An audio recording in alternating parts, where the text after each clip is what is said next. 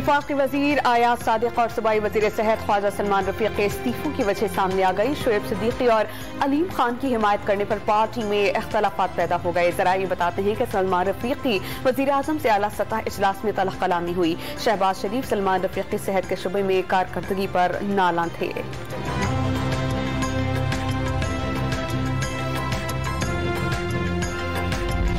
इस्लामाबाद में सहाफी समी इब्राहिम पर नामालूम अफराद ने हमला कर दिया। हमला मेलोडी में समी इब्राहिम के दफ्तर के सामने किया गया। पुलिस राय के मुताबिक हमलावर सब्सरंग की गाड़ी में थे। चंद अफराद ने वाक़े की वीडियो भी बनाई।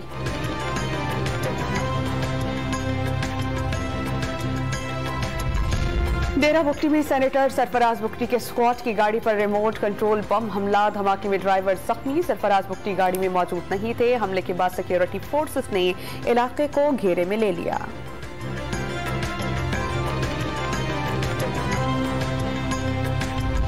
बारिश के बाद कराची के अक्सरियती इलाकों में बिजली की फराहमी जारी है। चंद इलाकों में मसाइल हैं जिन्हें जल्द हल कर लेंगे। डायरेक्टर कम्युनिकेशन के इलेक्ट्रिक इमरान राना की डॉन न्यूज से बातचीत। कहा, बारिश से मुतासिर होने वाले इलाकों में टीम्स को पहुंचने में दुश्वारी का सामना है।